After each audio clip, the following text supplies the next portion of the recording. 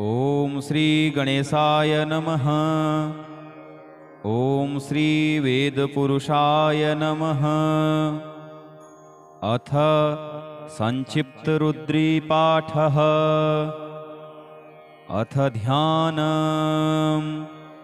ॐ नमः संभवाय च मयो भवाय च नमः, शङ्कराय च मयस्कराय च नमः, शिवाय च शिवतराय च,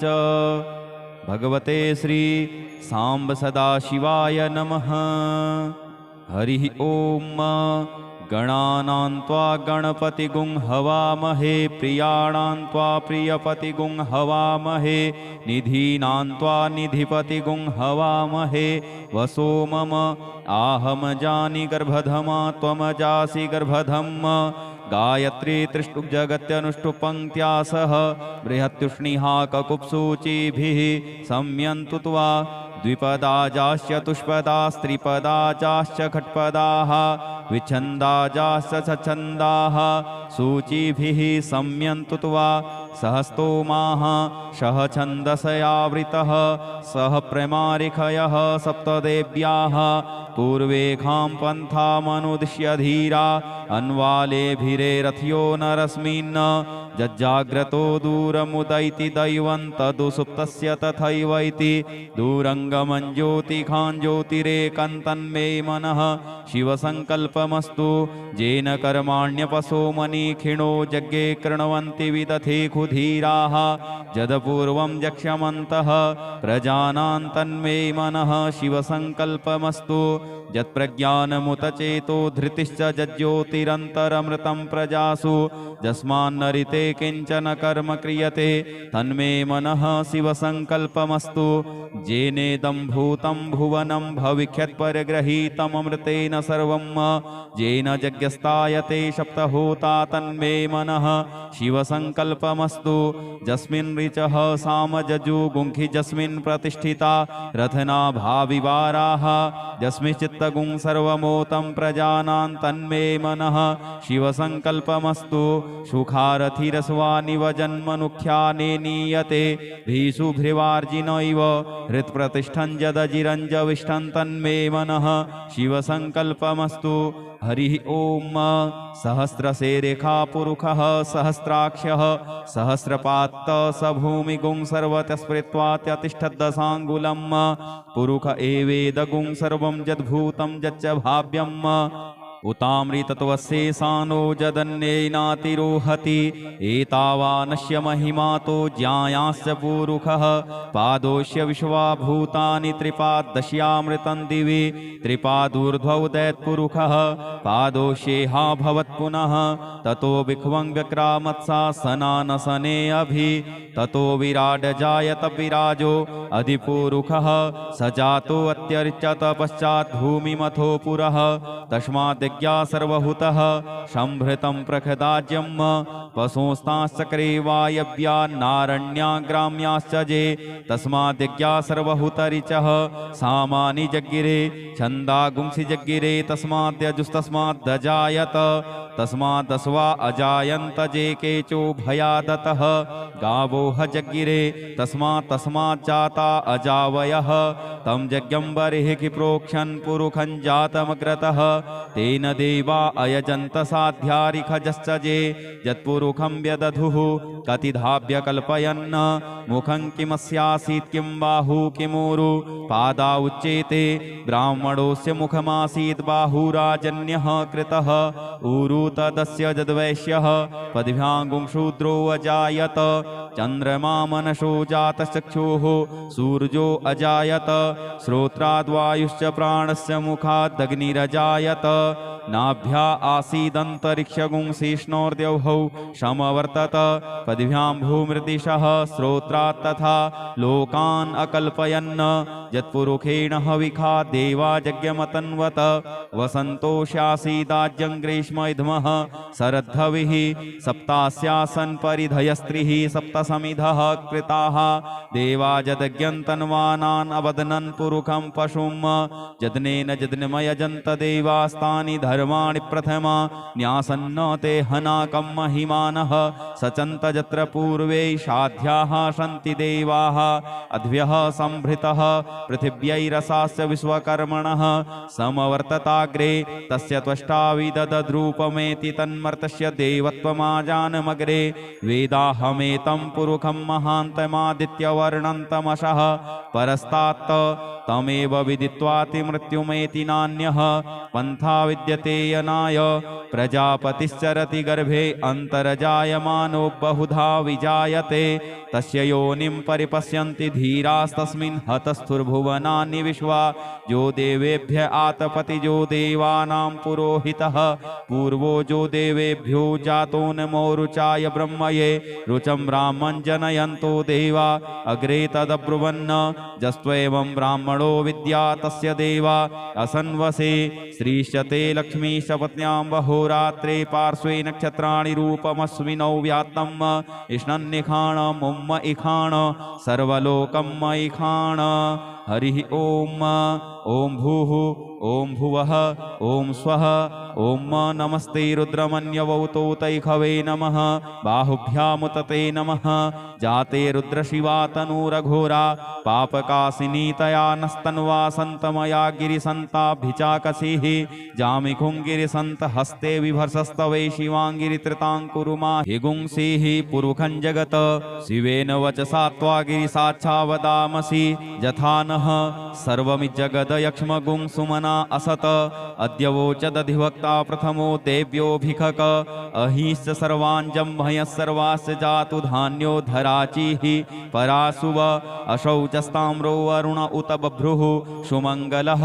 जे चैनगुं रुद्रा अभितो दिक्षु श्रिताः सहस्रसो वैखा गुं हेडयीमहे असौजो वसर्पतिनीलग्रीवो विलोहितः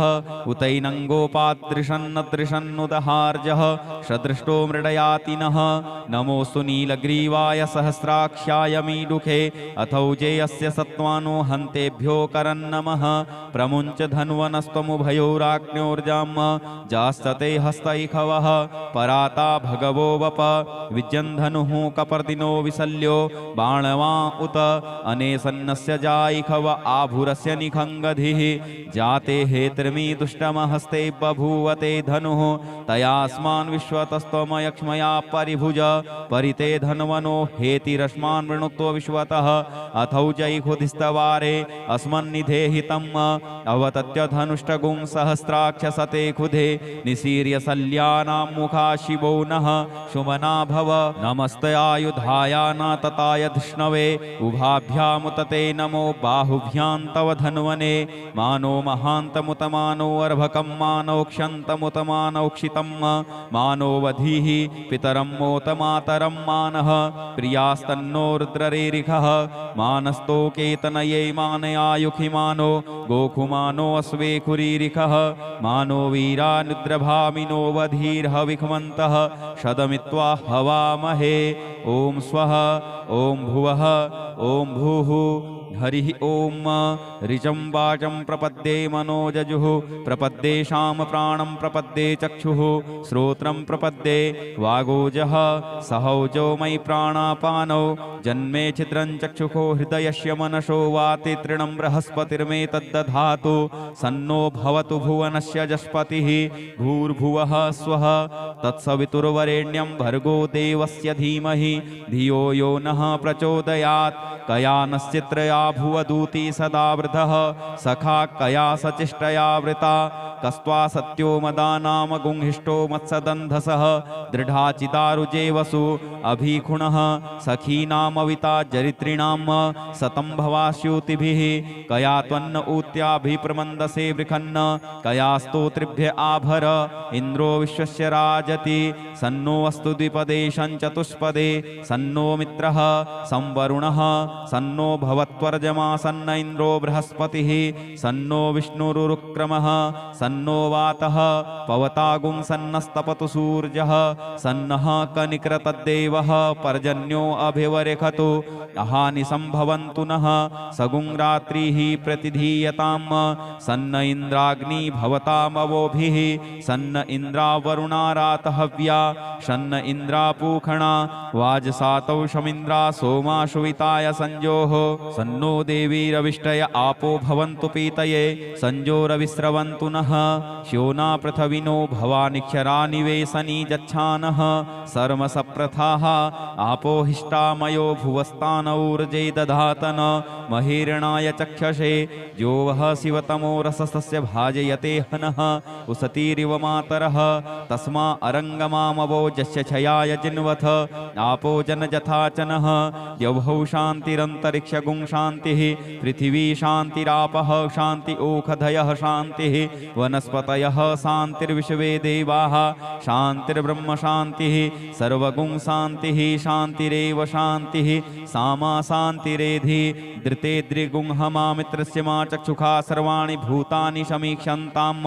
मित्रस्याहं चक्षुखा सर्वाणि भूतानि समीक्षे मित्रस्य चक्षुखा समीक्ष्यामहे धृते द्रिगुंहमा ज्योक्ते सन्दृशिजीव्या संयोक्ते सन्दृशिजीव्यासम्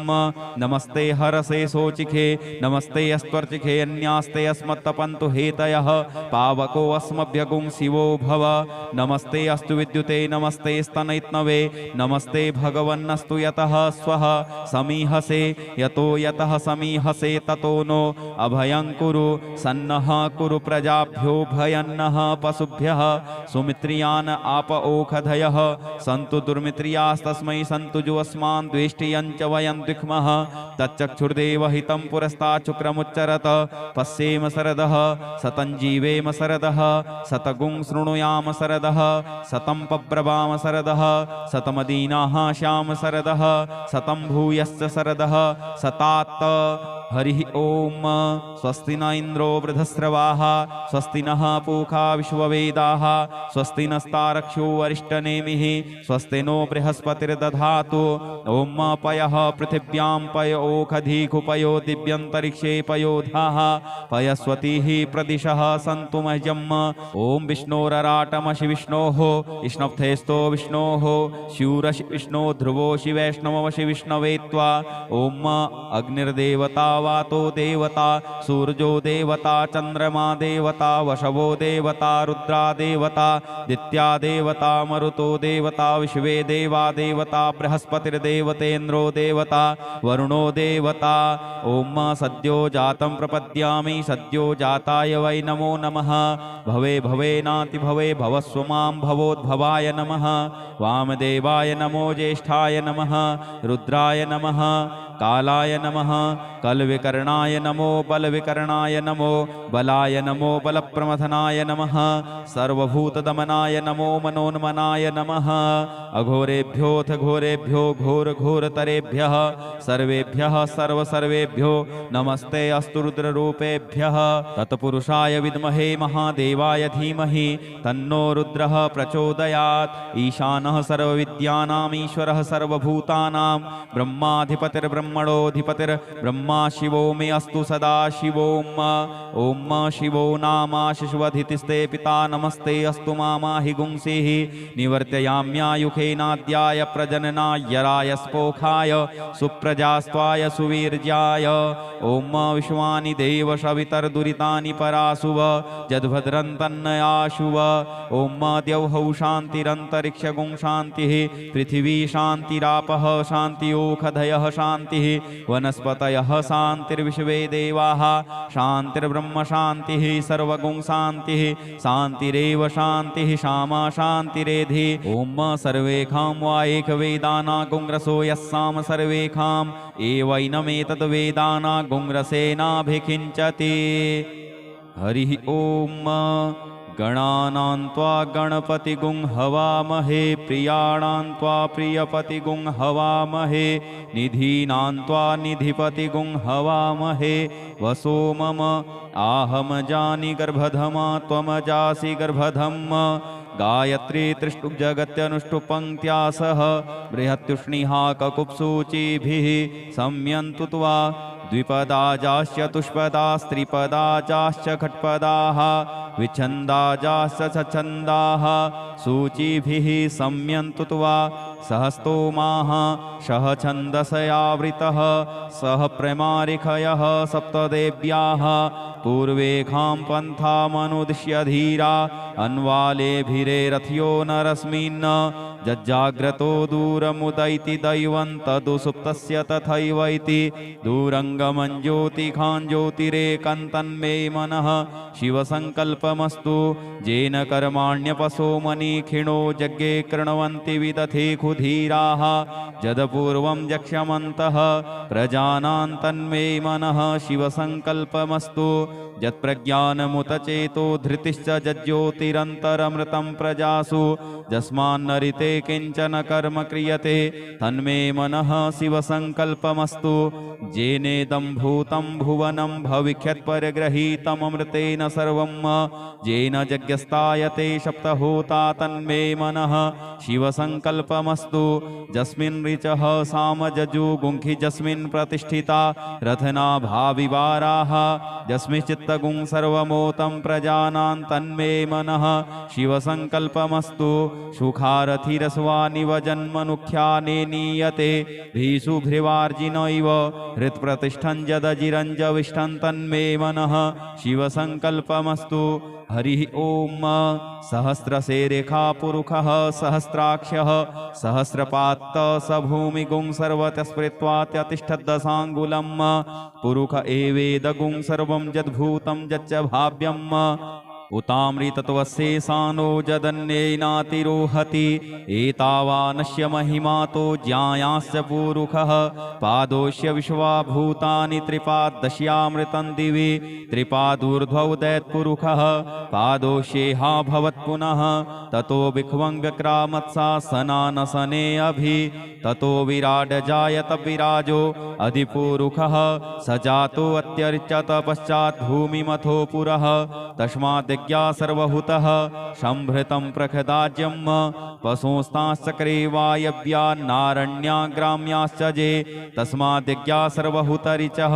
सामानि जग्गिरे छन्दागुंसि जग्गिरे तस्माद्यजुस्तस्माद्दजायत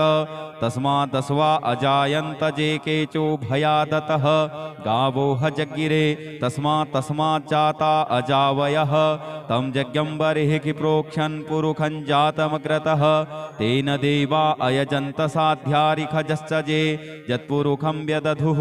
कतिधाभ्य कल्पयन् मुखं किमस्यासीत् किं बाहु किमूरु पादा उच्येते ब्राह्मणोऽस्य मुखमासीत् बाहुराजन्यः कृतः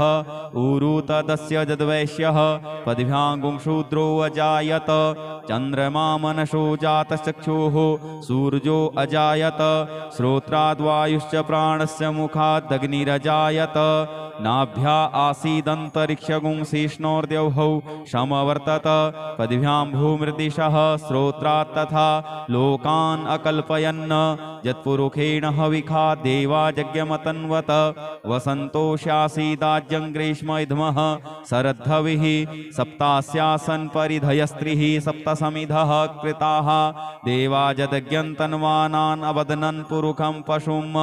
यज्ञेन यज्ञमयजन्त देवास्तानि धर्माणि प्रथमा न्यासन्न ते हनाकं महिमानः सचन्त यत्र पूर्वे साध्याः सन्ति देवाः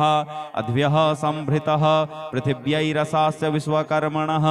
समवर्तताग्रे तस्य त्वष्टाविदधद्रूपमेति तन्मर्तस्य देवत्वमाजानमग्रे वेदाहमेतं पुरुखं महान्तमादित्यवर्णन्तमशः परस्तात्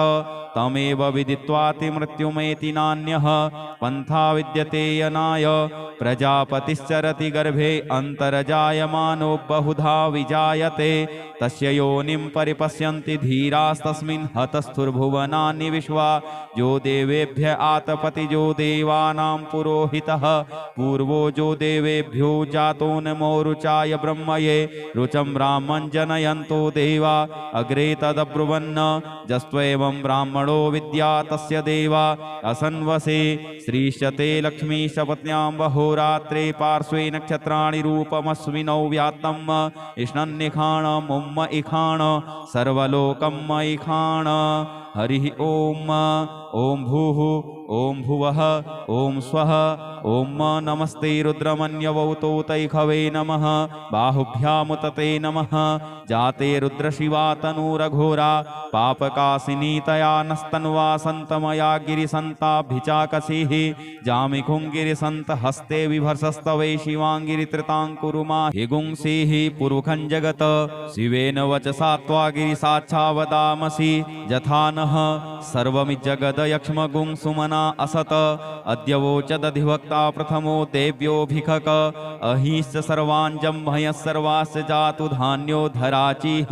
परासुव अशौचस्ताम्रो वरुण उत बभ्रुः सुमङ्गलः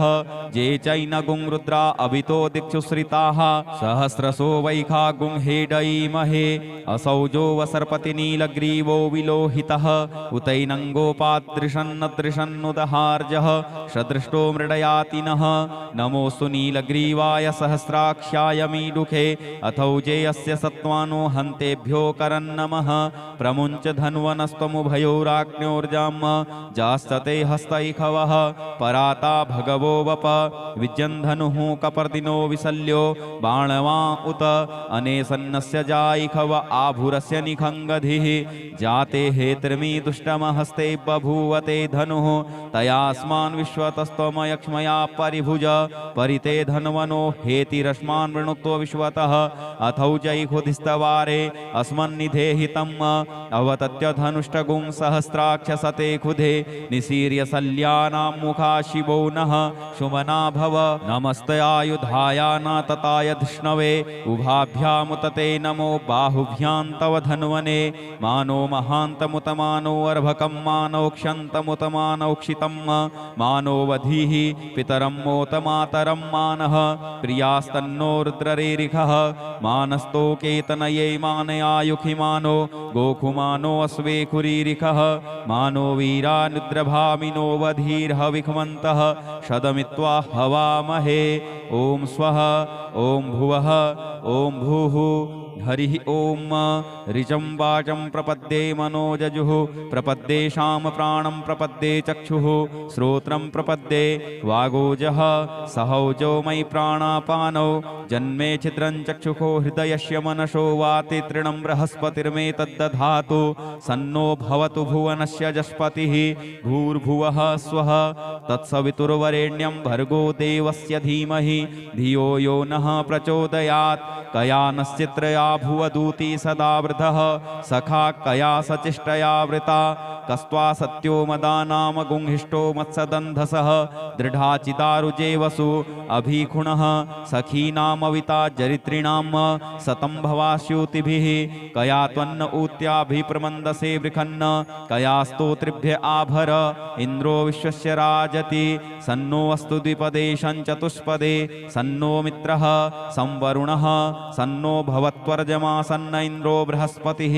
सन्नो विष्णुरुक्रमः सन्नो वातः पवतागुं सन्नस्तपतु सूर्यः सन्नः कनिकृतद्देवः पर्जन्यो अभिवरेखतु अहानि सम्भवन्तु नः सगुं रात्रिः प्रतिधीयतां सन्न इन्द्राग्नि भवतामवोभिः सन्न इन्द्रावरुणारातहव्या सन्न इन्द्रापूखणा वाजसातौ शमिन्द्रा सोमा शुविताय संजोः सन्नो देवीरविष्टय आपो भवन्तु पीतये संजोरविस्रवन्तु नः श्योना पृथविनो भवानिक्षरा निवेशनी जच्छानः सर्मसप्रथाः आपो हिष्टामयो भुवस्तानौर्जे दधातन महीरणाय चक्षसे जो वः शिवतमो रसस्य भाजयते हनः उसतीरिव मातरः तस्मा अरङ्गमामवो जस्य छयाय जिन्वथ आपो जनजथाचनः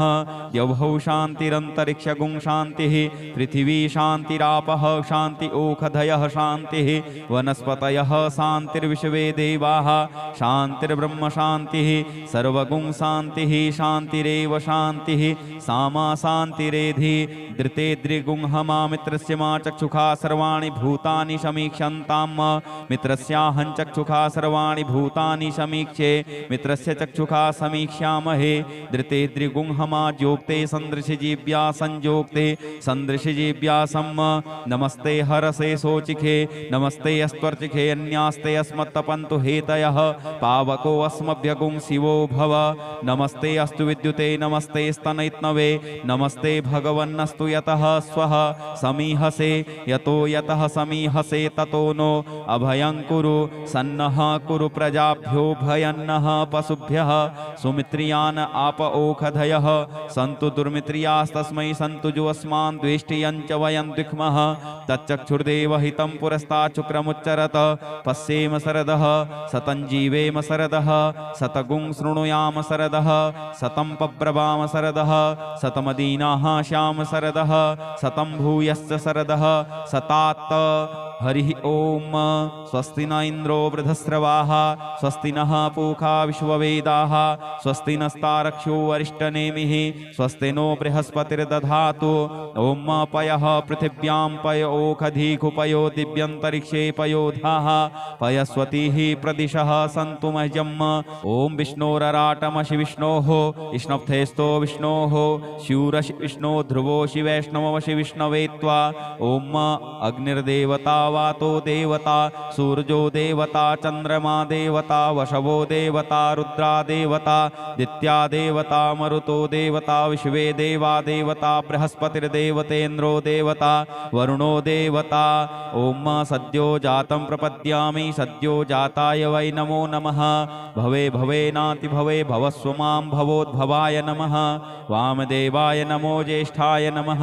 रुद्राय नमः कालाय नमः कलविकर्णाय नमो बलविकर्णाय नमो बलाय नमो बलप्रमथनाय नमः सर्वभूतदमनाय नमो मनोन्मनाय नमः अघोरेभ्योऽथ घोरेभ्यो घोरघोरतरेभ्यः सर्वेभ्यः सर्वसर्वेभ्यो नमस्ते अस्तु रुद्ररूपेभ्यः तत्पुरुषाय विद्महे महादेवाय धीमहि तन्नो रुद्रः प्रचोदयात् ईशानः सर्वविद्यानाम् ईश्वरः सर्वभूतानां ब्रह्माधिपतिर्ब्रह्मणोऽधिपतिर्ब्रह्मा शिवो मे अस्तु सदा शिवोम ओम शिवो नामाशिष्वधितिस्ते पिता नमस्ते अस्तु मामाहि गुंसिः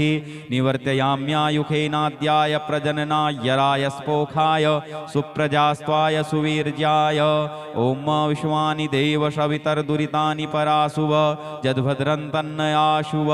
ओम द्यौः शान्तिरन्तरिक्षगुं शान्तिः पृथिवी शान्तिरापः शान्तियोषधयः शान्तिः वनस्पतयः शान्तिर्विश्वे देवाः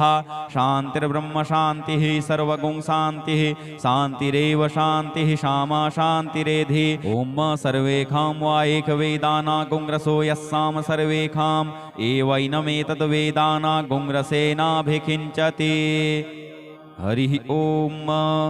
गणानां त्वा गणपतिगुं हवामहे प्रियाणां त्वा प्रियपतिगुं हवामहे निधीनां त्वा निधिपतिगुं हवामहे वसो मम आहम जानि गर्भधमा त्वमजासि गर्भधम् गायत्री त्रिष्टुप् जगत्यनुष्टुप् सह बृहत्युष्णिहा ककुप्सूचिभिः सम्यन्तु त्वा द्विपदाजाश्च चतुष्पदास्त्रिपदाजाश्च खट्पदाः विच्छन्दाजाश्च सच्छन्दाः सूचिभिः सम्यन्तु त्वा सहस्तोमाः सह छन्दसयावृतः सह प्रमारिखयः सप्तदेव्याः पूर्वेखां पन्थामनुदिश्य धीरा अन्वालेभिरे रथ्यो नरस्मिन् जज्जाग्रतो दूरमुदैति दैवं तदुसुप्तस्य तथैवैति दूरङ्गमं ज्योतिखां ज्योतिरेकन्तन्मे मनः शिवसङ्कल्पमस्तु येन कर्माण्यपसो मनीखिणो यज्ञे कृण्वन्ति विदथे खुधीराः जदपूर्वं यक्ष्यमन्तः प्रजानां तन्मे मनः शिवसङ्कल्पमस्तु यत्प्रज्ञानमुत चेतो धृतिश्च जज्योतिरन्तरमृतं प्रजासु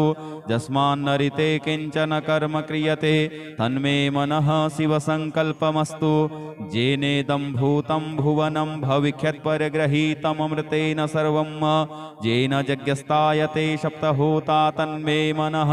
शिवसङ्कल्पमस्तु यस्मिन् ऋचः सामजजुगुंखि यस्मिन् प्रतिष्ठिता रथना भाविवाराः यस्मिश्चित्तगुं सर्वमोतं प्रजानां तन्मे मनः शिवसङ्कल्पमस्तु सुखारथिरस्वानिव जन्मनुख्याने नीयते भीषुभ्रिवार्जिन इव हृत्प्रतिष्ठं यदजिरञ्जविष्ठं तन्मे मनः शिवसङ्कल्पमस्तु हरिः ओम सहस्रशेरेखा पुरुषः सहस्राक्षः सहस्रपात्त स भूमिगुं सर्वतस्पृत्वात्यतिष्ठद्दशाङ्गुलं पुरुष एवेदगुं सर्वं यद्भूतं यच्च भाव्यम् उतामृतत्वशेषानो जदन्येनातिरोहति एतावानस्य महिमातो ज्ञायाश्च पुरुषः पादोष्य विश्वाभूतानि त्रिपादश्यामृतं दिवि त्रिपादूर्ध्वौ दैत्पुरुषः पादोष्येहा भवत्पुनः ततो विख्वङ्गक्रामत्सा सनानसने अभि ततो विराड जायत विराजो अधिपुरुषः स जातो अत्यर्चत पश्चात् भूमिमथो पुरः तस्माद् सर्वहुतः संभृतं प्रखदाज्यं पशुस्ताश्चक्रे वायव्यान्नारण्याग्राम्याश्च जे तस्माद्यज्ञा सर्वहुतरिचः सामानि जज्ञिरे छन्दागुंसि जज्ञिरे तस्माद्यजुस्तस्माद्दजायत तस्मादस्वा अजायन्त जे केचो भयादतः गावोह जज्ञिरे तस्मात् अजावयः तं यज्ञं बर्हिः प्रोक्षन् पुरुखं जातमग्रतः तेन देवा अयजन्त साध्यारिखजश्च जे यत्पुरुखं व्यदधुः कतिधाभ्य कल्पयन् मुखं किमस्यासीत् किं बाहु किमूरु पादा उच्येते ब्राह्मणोऽस्य मुखमासीत् बाहुराजन्यः कृतः ऊरु तदस्य यद्वैश्यः पद्भ्यां शूद्रो अजायत चन्द्रमा मनसो जातश्चक्षुः सूर्यो अजायत श्रोत्राद्वायुश्च प्राणस्य मुखादग्निरजायत नाभ्या आसीदन्तरिक्षगुंसिष्णोर्द्यौः समवर्तत पद्भ्यां भूमृदिशः श्रोत्रात् तथा लोकान् अकल्पयन् यत्पुरुषेण हविखा देवा यज्ञमतन्वत वसन्तोषासीदाज्यं ग्रीष्म इद्मः शरद्धविः सप्तास्यासन् परिधयस्त्रिः सप्तसमिधः कृताः देवा यज्ञन्तन्वानान् अवदनन् पुरुखं पशुं यज्ञेन यज्ञमयजन्त देवास्तानि धर्माणि प्रथमा न्यासन्न ते हनाकं महिमानः सचन्त यत्र पूर्वे साध्याः सन्ति देवाः अद्भ्यः संभृतः पृथिव्यैरसास्य विश्वकर्मणः समवर्तताग्रे तस्य त्वष्टाविदद्रूपमेति तन्मर्तस्य देवत्वमाजानमग्रे वेदाहमेतं पुरुखं महान्तमादित्यवर्णन्तमशः परस्तात् तमेव विदित्वाति मृत्युमेति नान्यः पन्था विद्यते यनाय प्रजापतिश्चरति गर्भे अन्तर्जायमानो बहुधा विजायते तस्य योनिं परिपश्यन्ति धीरास्तस्मिन् हतस्थुर्भुवनानि विश्वा जो देवेभ्य आतपतिजो देवानां पुरोहितः पूर्वो जो देवेभ्यो जातो नमो रुचाय ब्रह्मये रुचं ब्राह्मं जनयन्तो देवा अग्रे तदब्रुवन्न जस्त्वेवं ब्राह्मणो विद्या तस्य देवा असन्वसे श्रीश्चते लक्ष्मीशपत्न्यां बहोरात्रे पार्श्वे नक्षत्राणि रूपमस्मिनौ व्यात्तम् इष्णन्निखाणमुम्म इखाण सर्वलोकं इखाण हरिः ओम ओम भूः ओम भुवः ओम स्वः ओम नमस्ते रुद्रमन्यवौतो तैखवे नमः बाहुभ्यामुतते नमः जाते रुद्रशिवा तनूरघोरा पापकासिनी तया नस्तन्वा सन्तमया गिरिसन्ताभिचाकसीः जामिखुङ्गिरिसन्त हस्ते विभर्षस्तवे शिवाङ्गिरित्रिताङ्कुरुमा हिगुंसीः पुरुखं जगत शिवेन वचसा त्वा गिरिसाच्छावदामसि यथा न मानः सर्वमिज्जगदयक्ष्मगुं सुमना असत अद्यवोचदधिवक्ता प्रथमो देव्योऽभिखक अहिश्च सर्वाञ्जं भयः सर्वास्य जातु धान्यो धराचिः परासुव अशौचस्ताम्रो वरुण उत बभ्रुः सुमङ्गलः जे चैनगुं रुद्रा अभितो दिक्षुश्रिताः सहस्रशो वैखागुं हेडयीमहे असौजो वसर्पति नीलग्रीवो विलोहितः उतैनङ्गोपादृशन्नदृशन्नुदहार्जः सदृष्टो मृडयातिनः नमोऽस्तु नीलग्रीवाय सहस्राख्याय मीडुखे अथौजे अस्य सत्त्वानो हन्तेभ्यो करन्नमः प्रमुञ्च धन्वनस्त्वमुभयोराग्न्योर्जाम् जास्तते हस्तैखवः पराता भगवो वप विजन्धनुः कपर्दिनो विसल्यो बाणवा उत अनेसन्नस्य जायिखव आभुरस्य निखङ्गधिः जाते हेतिर्मी दुष्टमहस्ते बभूवते धनुः तयास्मान् विश्वतस्त्वमयक्ष्मया परिभुज परिते धन्वनो हेतिरस्मान् वृणुत्व विश्वतः अथौजैखुधिस्तवारे अस्मन्निधेहितम् अवतत्य धनुष्टगुं सहस्राक्षसते खुधे निसीर्य सल्यानां मुखा शिवो नः सुमना भव नमस्तेऽयुधाया न तताय धिष्णवे उभाभ्यामुतते नमो बाहुभ्यां तव धन्वने मानो महान्तमुतमानो अर्भकं मानोक्षन्तमुतमानौक्षितं मानोवधीः पितरं मोतमातरं मानः प्रियास्तन्नो रुद्ररेरिखः मानस्तोकेतनये मानयायुखि मानो गोखुमानो अस्वेखुरीरिखः मानो वीरानुद्रभामिनो वधीर्हविखमन्तः शदमित्वा हवामहे ॐ स्वः ॐ भुवः ॐ भूः हरिः ॐ ऋचं वाचं प्रपद्ये मनोजजुः प्रपद्ये शाम प्राणं प्रपद्ये चक्षुः श्रोत्रं प्रपद्ये वागोजः सहौजो मयि प्राणापानौ जन्मे छिद्रं चक्षुषो हृदयस्य मनसो वाति तृणं बृहस्पतिर्मे तद्दधातु सन्नो भवतु भुवनस्य जस्पतिः भूर्भुवः स्वः तत्सवितुर्वरेण्यं भर्गो देवस्य धीमहि धियो यो नः प्रचोदयात् कया नश्चित्रया भुवदूती सदा वृधः सखा कया सचिष्टया वृता कस्त्वा सत्यो मदानाम गुंहिष्टो मत्सदन्धसः दृढाचिदारुजे वसु अभीखुणः सखीनामविता जरित्रिणां सतं भवास्यूतिभिः कया त्वन्न ऊत्याभिप्रमन्दसे वृखन्न कया स्तोत्रिभ्य आभर इन्द्रो विश्वस्य राजति सन्नो अस्तु द्विपदे चतुष्पदे सन्नो मित्रः संवरुणः सन्नो भवत्वर्जमा सन्न इन्द्रो बृहस्पतिः सन्नो विष्णुरुक्रमः सन्नो वातः पवतागुं सन्नस्तपतु सूर्यः सन्नः कनिक्रतद्देवः पर्जन्यो अभिवरेखतु अहानि संभवन्तु नः सगुं रात्रिः प्रतिधीयतां सन्न इन्द्राग्नि भवतामवोभिः सन्न इन्द्रावरुणारातहव्या सन्न इन्द्रापूखणा वाजसातौ शमिन्द्रा सोमाशुविताय संजोः सन्नो देवीरविष्टय आपो भवन्तु पीतये संजोरविस्रवन्तु नः श्योना पृथविनो भवानिक्षरा निवेशनी जच्छानः सर्मसप्रथाः आपो हिष्टामयो भुवस्तानौर्जे दधातन महीरणाय चक्षसे जो वः शिवतमो रसस्य भाजयते हनः उसतीरिव मातरः तस्मा अरङ्गमामवो जस्य छयाय जिन्वथ आपो जनजथाचनः द्यौः शान्तिरन्तरिक्षगुं शान्तिः पृथिवी शान्तिरापः शान्ति ओखधयः शान्तिः वनस्पतयः शान्तिर्विश्वे देवाः शान्तिर्ब्रह्म शान्तिः सर्वगुं शान्तिः शान्तिरेव शान्तिः सामा शान्तिरेधि धृते द्रिगुंहमा मित्रस्य मा चक्षुखा सर्वाणि भूतानि समीक्षन्तां मित्रस्याहं चक्षुखा सर्वाणि भूतानि समीक्षे मित्रस्य चक्षुखा समीक्ष्यामहे धृते द्रिगुंहमा जोक्ते सन्दृशिजीव्या संजोक्ते सन्दृशिजीव्यासं नमस्ते हरसे शोचिखे नमस्ते अस्त्वर्चिखे अन्यास्ते अस्मत्तपन्तु हेतयः पावको अस्मभ्यगुं शिवो भव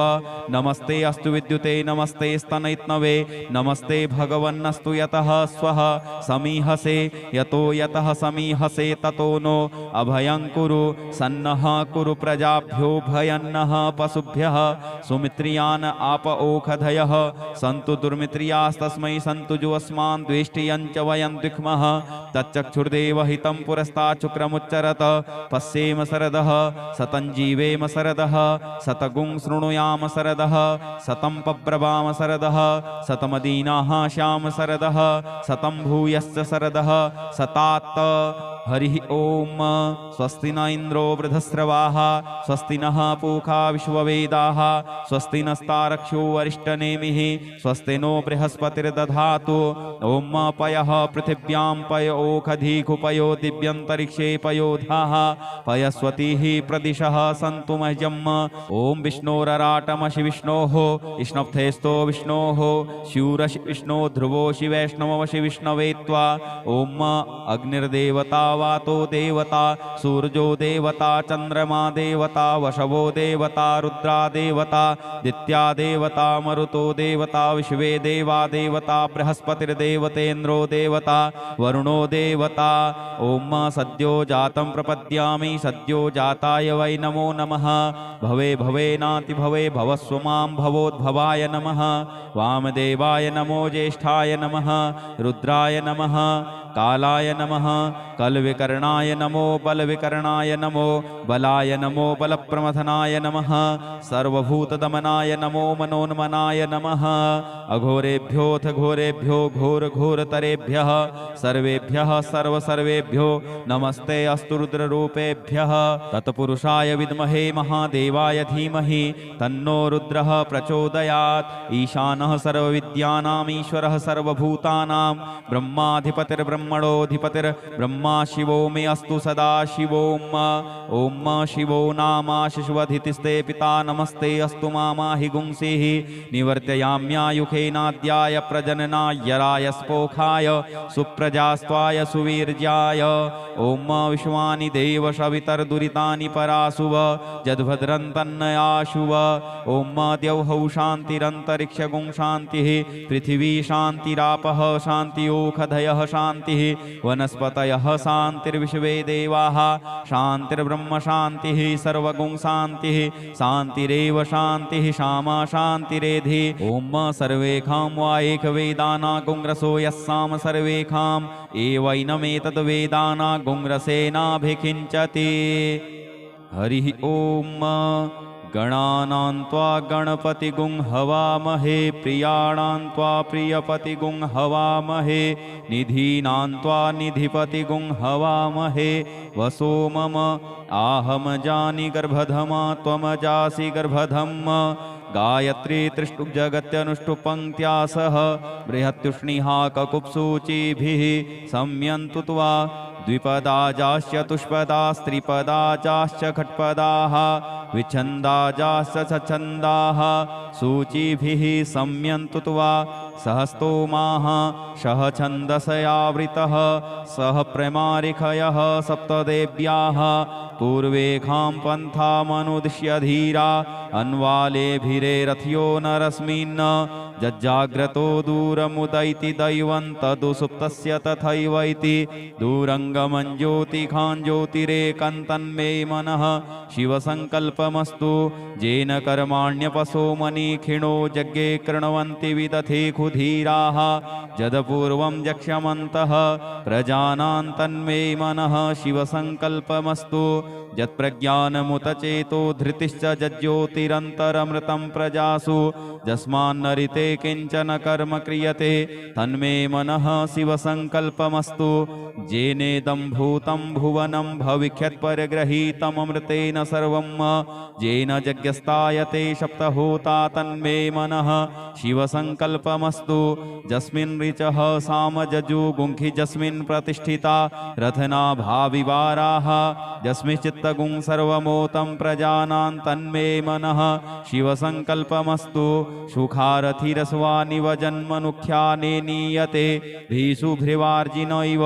हृत्प्रतिष्ठं जदजिरञ्जविष्ठं तन्मे मनः शिवसङ्कल्पमस्तु हरिः ओम सहस्रशेरेखा पुरुषः सहस्राक्षः सहस्रपात्त स भूमिगुं सर्वतस्पृत्वात्यतिष्ठद्दशाङ्गुलं पुरुष एवेदगुं सर्वं यद्भूतं यच्च भाव्यं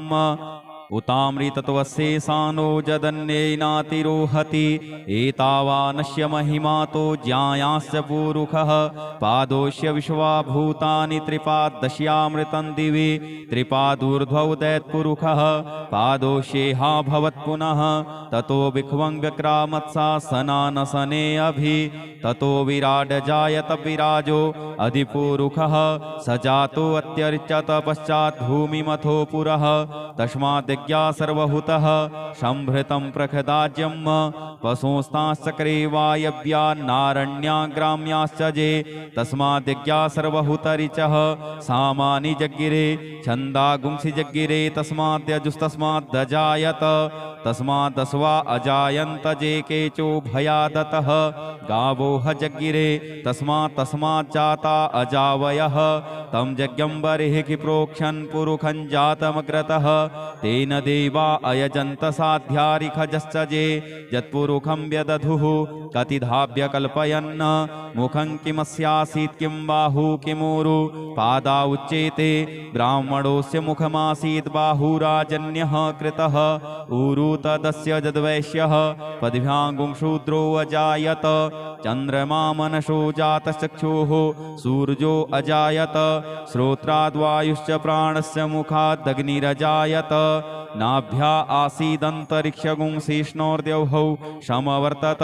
पद्भ्यां भूमृदिशः श्रोत्रात् तथा लोकान् अकल्पयन् यत्पुरुषेण हविखा देवा यज्ञमतन्वत वसन्तोषासीदाज्यं ग्रीष्मैध्मः शरद्धविः सप्तास्यासन् परिधयस्त्रिः सप्तसमिधः कृताः देवा यदज्ञन्तन्वानान् अवदनन् पुरुखं पशुं यज्ञेन यज्ञमयजन्त देवास्तानि धर्माणि प्रथमा न्यासन्न ते हनाकं महिमानः सचन्त यत्र पूर्वे साध्याः सन्ति देवाः अद्भ्यः संभृतः पृथिव्यैरसास्य विश्वकर्मणः समवर्तताग्रे तस्य त्वष्टाविदद्रूपमेति तन्मर्तस्य देवत्वमाजानमग्रे वेदाहमेतं पुरुखं महान्तमादित्यवर्णन्तमशः परस्तात् तमेव विदित्वातिमृत्युमेति नान्यः पन्था विद्यते यनाय प्रजापतिश्चरति गर्भे अन्तर्जायमानो बहुधा विजायते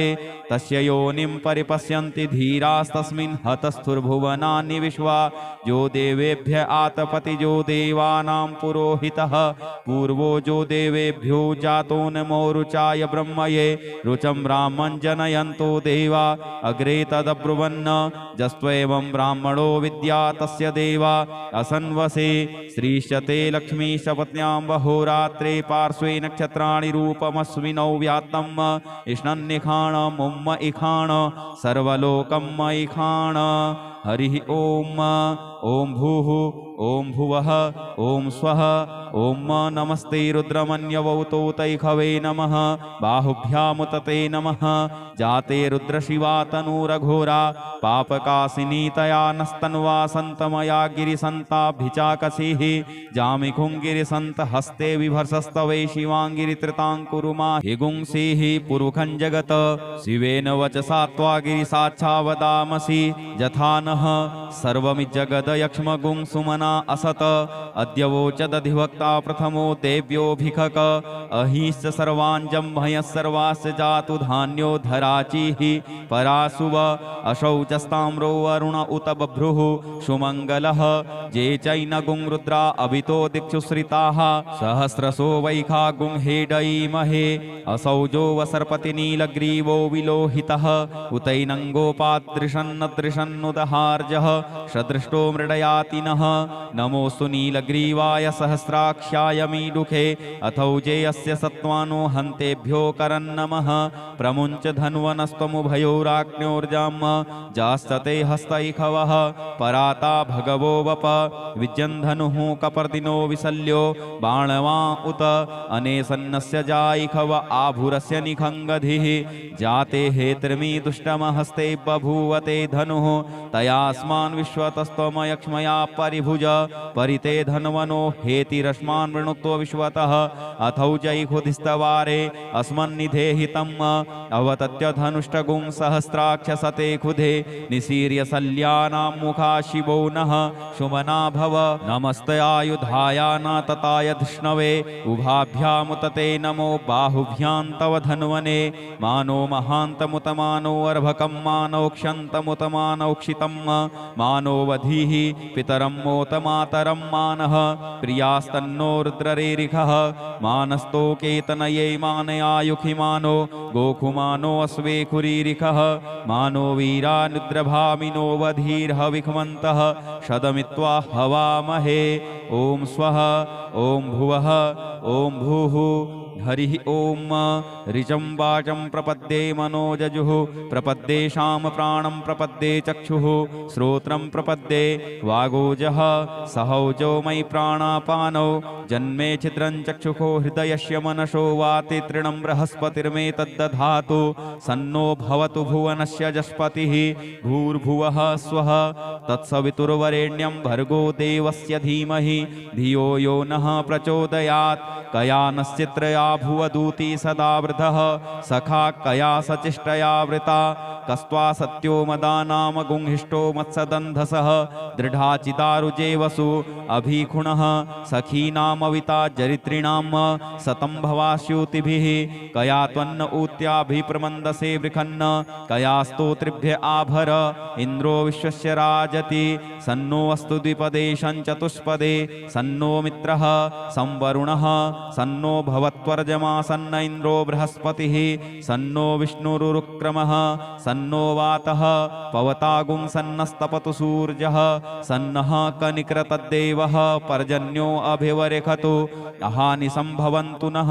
सगुं रात्रिः प्रतिधीयतां सन्न इन्द्राग्नि भवतामवोभिः सन्न इन्द्रावरुणा रातहव्या सन्न इन्द्रापूखणा वाजसातौ शमिन्द्रा सोमाशुविताय संजोः सन्नो देवीरविष्टय आपो भवन्तु पीतये संजोरविस्रवन्तु नः श्योना पृथविनो भवानिक्षरा निवेशनी जच्छानः सर्मसप्रथाः आपो हिष्टामयो भुवस्तानौर्जे दधातन महीरणाय चक्षसे जो वः शिवतमो रसस्य भाजयते हनः उसतीरिव मातरः तस्मा अरङ्गमामवो जस्य छयाय जिन्वथ आपो जनजथाचनः द्यौभौ शान्तिरन्तरिक्षगुं शान्तिः पृथिवी शान्तिरापः शान्ति ओखधयः शान्तिः वनस्पतयः शान्तिर्विश्वे देवाः शान्तिर्ब्रह्म शान्तिः सर्वगुं शान्तिः शान्तिरेव शान्तिः सामा शान्तिरेधि धृते द्रिगुंहमा मित्रस्य मा चक्षुखा सर्वाणि भूतानि समीक्षन्तां मित्रस्याहं चक्षुखा सर्वाणि भूतानि समीक्षे मित्रस्य चक्षुखा समीक्ष्यामहे धृते द्रिगुंहमा जोक्ते सन्दृशिजीव्या संजोक्ते सन्दृशिजीव्या सम्म नमस्ते हरसे सोचिखे नमस्ते अस्त्वर्चिखे अन्यास्ते अस्मत्तपन्तु हेतयः पावको अस्मभ्यगुं शिवो भव नमस्ते अस्तु विद्युते नमस्ते स्तनैत्नवे नमस्ते भगवन्नस्तु यतः स्वः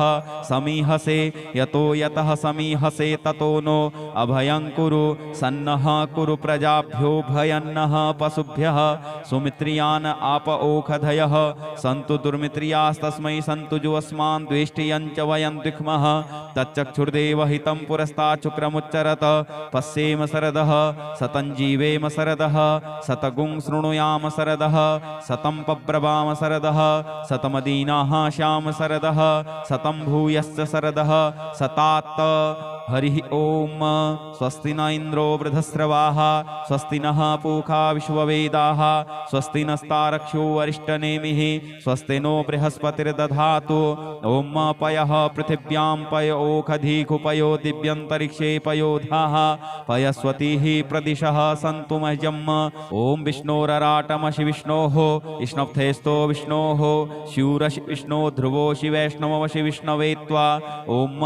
अग्निर्देवता वातो देवता सूर्यो देवता चंद्रमा देवता वशवो देवता रुद्रा देवता दित्या देवता मरुतो देवता विश्वे देवा देवता बृहस्पतिर्देवतेन्द्रो देवता वरुणो देवता। ओम सद्यो जातं प्रपद्यामि सद्यो जाताय वै नमो नमः। भवे भवेनाति भवे भवस्व मां भवोद्भवाय नमः। वामदेवाय नमो ज्येष्ठाय नमः। रुद्राय नमः।